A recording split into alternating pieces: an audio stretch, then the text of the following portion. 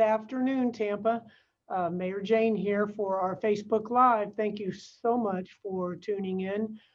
I know you have missed me. On Monday was the holiday, Memorial Day, where we paid tribute to all of those men and women who have given their lives in the line of duty, protecting the freedoms that we hold so dear in the greatest nation in the world. So I hope everyone took time to pay tribute, and I hope that you had a little bit of time left over to enjoy the day. Although it was a little rainy over the weekend, I actually cleaned out my garage. That is the exciting life that I live, and I know you all know that my life is just very exciting. Well, today, speaking of excitement, we have yet another incredible guest with us today. We have the Administrator of Community and Neighborhood Affairs for the City of Tampa, Miss Ocea Wynn.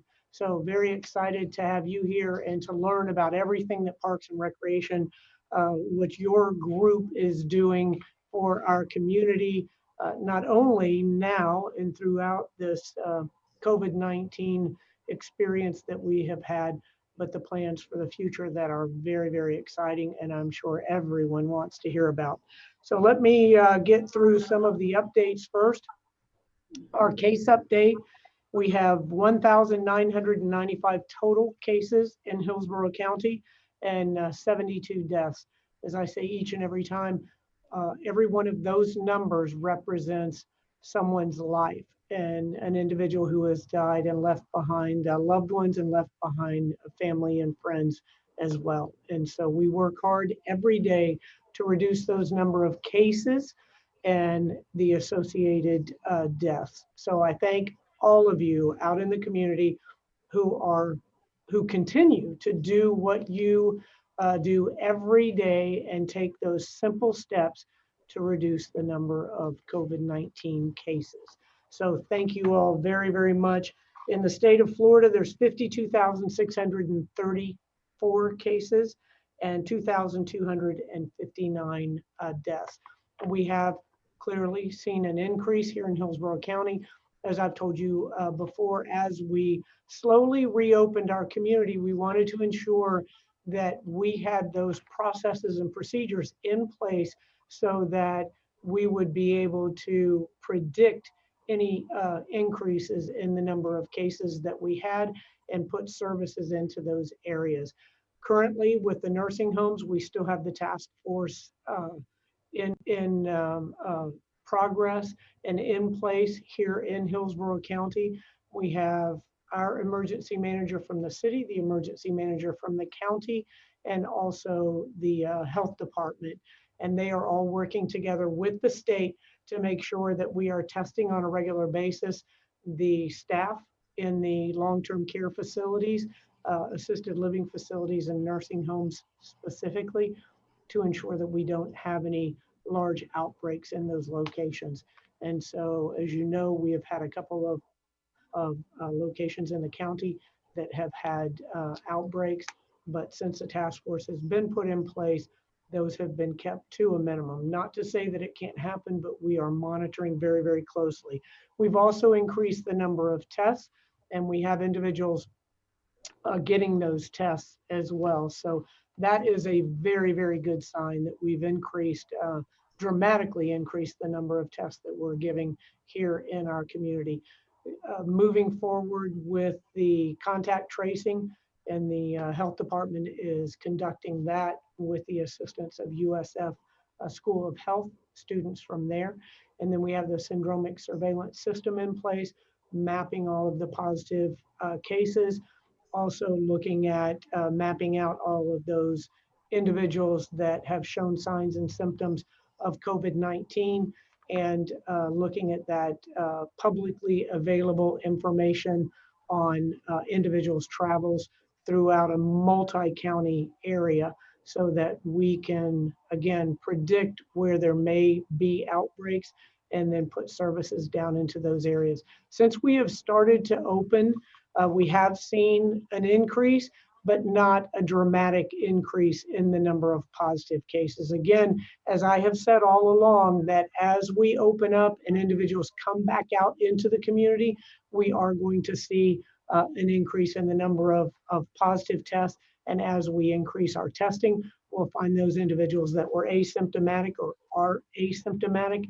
and we'll be able to get that information and get them quarantined. Our construction medical process is going very, very well. We have 52 construction projects in the city of Tampa, and each one of those are monitored by medical personnel that basically put each of the workers through a process, taking their temperature, asking them about signs and symptoms before they can even come on the job site. There's hand washing stations, requirements to wear facial covering and stay 6 foot apart whenever possible. And that has kept the number of positive cases. I only know of one construction site, and there were 3 or 4 individuals. There was one individual that contracted COVID away from the construction site, and he actually roomed with 3 or 4 other individuals. They were all from out of state.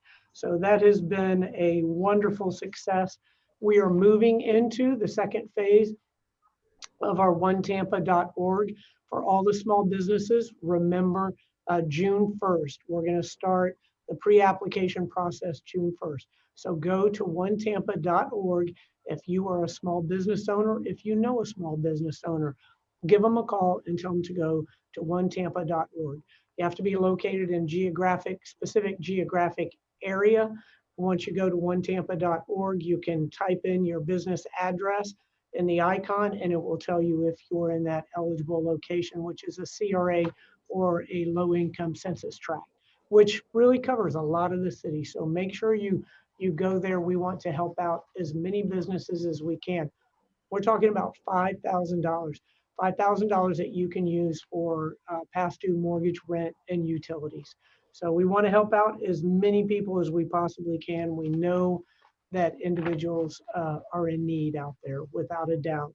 Our Lift Up Local Recovery Plan continues to go very well. It's been replicated across the nation, which is a great tribute to not only to the City of Tampa team, but to the partnership with all of the retail and restaurant groups that helped us formulate and implement that plan. And so it's still out there. Make sure you go out and patronize your local restaurants and retail. It's very, very important. As I always say, if you have not been impacted by COVID-19, then make sure you help out those who have been in whatever way it is. Going out and volunteering, making a financial donation to a nonprofit, patronizing the restaurants and retail locally. So very important. We all have to work together. That's what defines us as the greatest city in the nation, is the way we come together in a time of need. And now is a time of need for a lot of our citizens. So we got to be there. Reopen responsibly. We are in the final days, I do believe, of the phase 1, as Governor DeSantis has named it, and anticipate that moving into phase 2, that there's going to be additional openings of different businesses. And so we will be prepared for that as soon as any announcements are made. But again, we're asking everyone to be responsible. This virus has not gone away. It is not less contagious than it was last week. It is still out there. It is still silent, and it is still very, very deadly. So as, again, one of the things that I've said from the beginning, just assume that you have the virus and then act accordingly. Very important to distance yourself from others whenever possible, and wear facial coverings. Very, very important.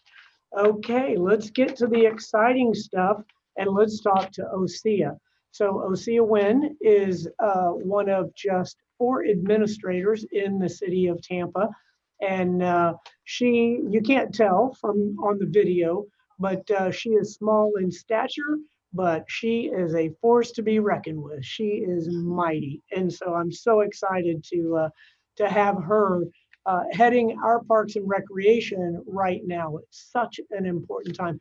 And you do so many other things.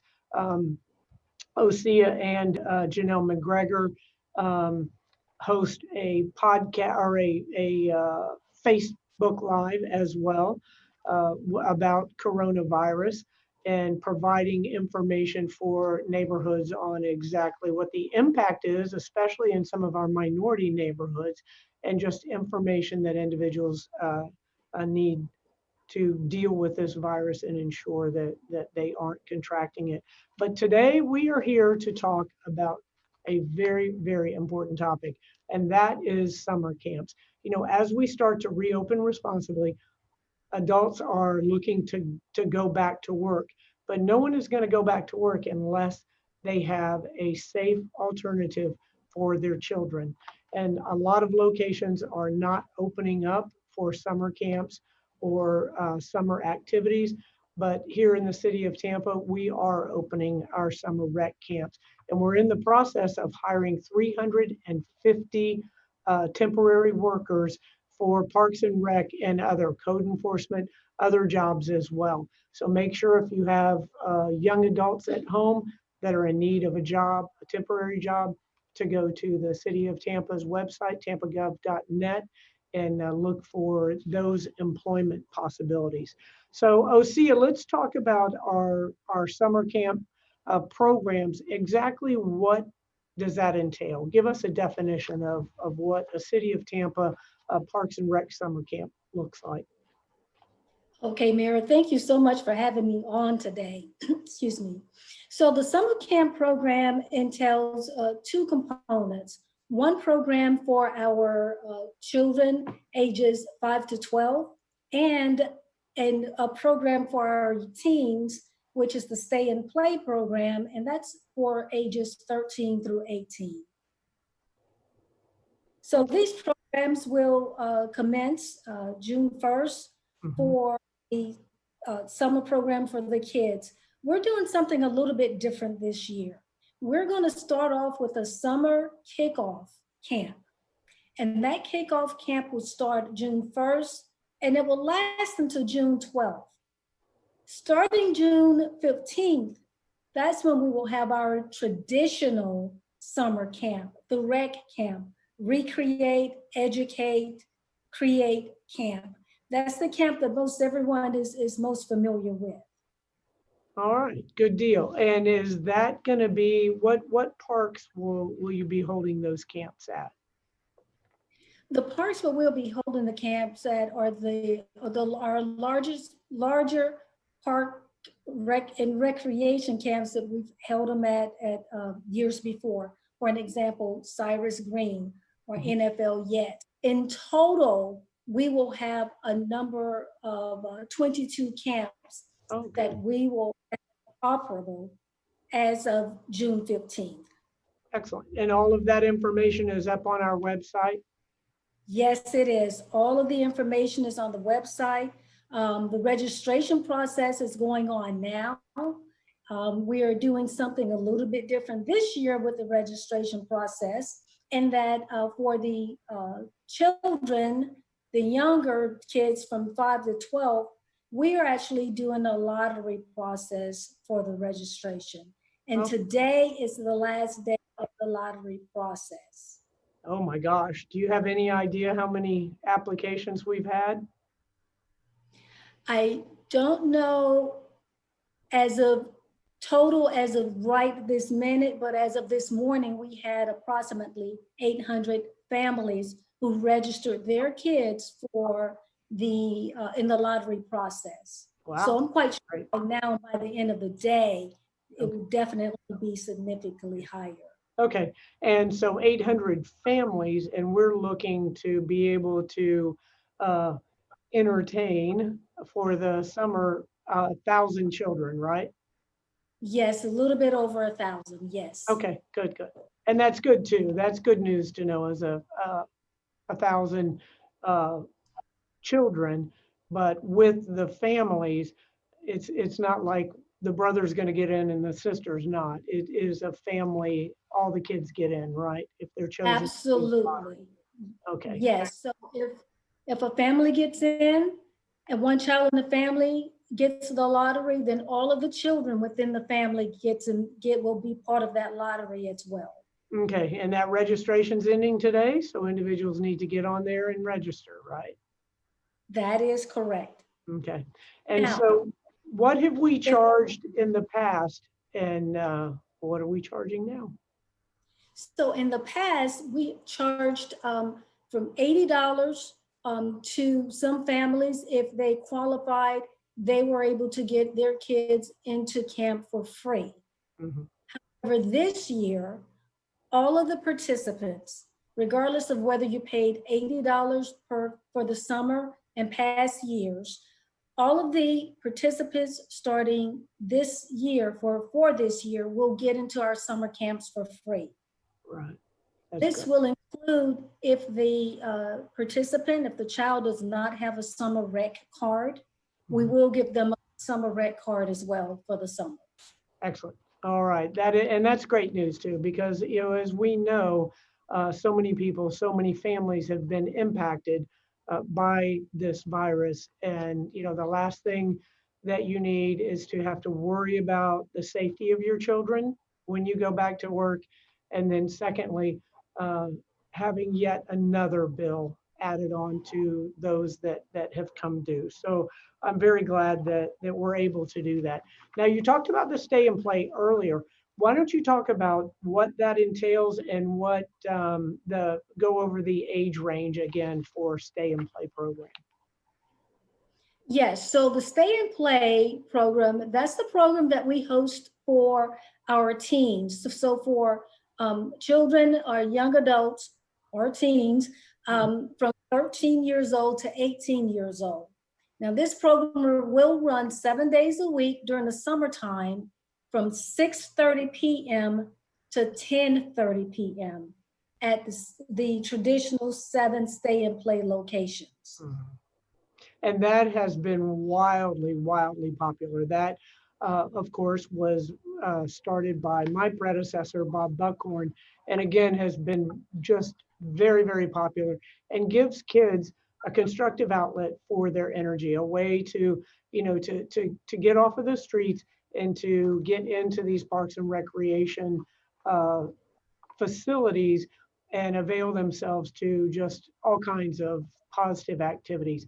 That, and then on top of it, you get fed pizza, right? So there's a bonus Yes, right there. My kids yes. would go for the pizza alone, without a doubt. So here we are in the midst of COVID-19. And I said earlier, there are organizations, private and governmental, that aren't opening up their summer programs because of COVID-19, because of a number of issues, the least of which is not the social distancing. I mean, that is something that is going to stop so many organizations from being able to provide services to our youth through the summer. So how are we going to, first of all, how are we going to process the kids when they arrive at the Parks and Rec facility? And then once they arrive and they are processed, how are we going to keep them socially distanced? Okay, Mira, we will be doing several things. First is that the participants will be placed in groups of 9 children to 1 counselor. So no more than 10 people in a group. And they will remain actively engaged with that group throughout the day and throughout the summer camp. During that time, we will continue to enforce social distancing. We will engage the kids in outdoor activities to minimize the time that they are inside the building. As we all know that it's better for the kids to be outside and less likely, not that we're thinking anybody would catch anything, but less likely for anyone to be exposed to the virus in a closed area, a closed room. So this year, the bulk of our activities will be on the outside where the kids can have active play. Okay. And so the beginning of the summer, we had anticipated, or when school let out, we had anticipated opening up a number of our recreation centers so that the parents could continue to work. And we brought in medical personnel to teach all of our Parks and Rec uh, team members how to scan the children, how to take their temperature, what signs to look for, signs and symptoms to look for, much like the program that we implemented on the construction sites. And so that's what's going to happen at Parks and Recreation as well. Each of the kids, before they report for camp every day, they're going to be scanned. They're going to be asked some questions about signs, symptoms, disinfecting their hands, going through all of those steps, and then staying in those particular groups the entire day. That way, if again, we don't anticipate that it's going to happen, but if there is someone in that small group that starts to show signs and symptoms, then we've got that one group contained. And while, again, it is much more difficult for this virus to spread in an outdoor environment, we have to have the indoor capacity in the event of our afternoon storms, thunderstorms, rainstorms, to be able to bring everyone inside a facility and still be able to socially distance. So this took a great deal of effort on the part of our Parks and Recreation to look at the square footage, to look at how they could socially distance all of the kids in the different small groups inside of a Parks and Rec facility. We will try to keep the kids outside as much as possible, but in inclement weather, we're going to have to bring them inside. So I applaud all of the work and the logistical effort on the part of your team, Ocea, in preparing for these summer programs. So really done a lifted a huge load and put a great effort into providing these summer camps for the kids. So now what would you say, how would you calm any of the fears that the parents may have about dropping their kids off at one of the camps? Yes, so in addition to adhering to the CDC guidelines and the state health department's requirements and recommendations, as well as the best practices from the Florida Recreation and Parks Association, we've taken extra measures. What we're doing is that in order to ensure safety measures, that we will not allow the parents to have access to the building. The drop off, check-in points and checkout points will be outside. So as many of the parents, maybe our guardians, may be familiar with the car line process, where at the schools you drop the kids off through the car line, the parents stay in the car, and the child gets out and is escorted into the building. So we will have a similar process at our recreation sites. As you mentioned, we will have the daily temperature checks of all of our participants prior to allowing them in the buildings. We will be hand sanitizing the kids throughout the day. And each child, each participant will have their own supply sack. And this will be used to minimize the sharing of materials. We will keep an eye on the kids sharing. We know with the younger kids, that's what they do.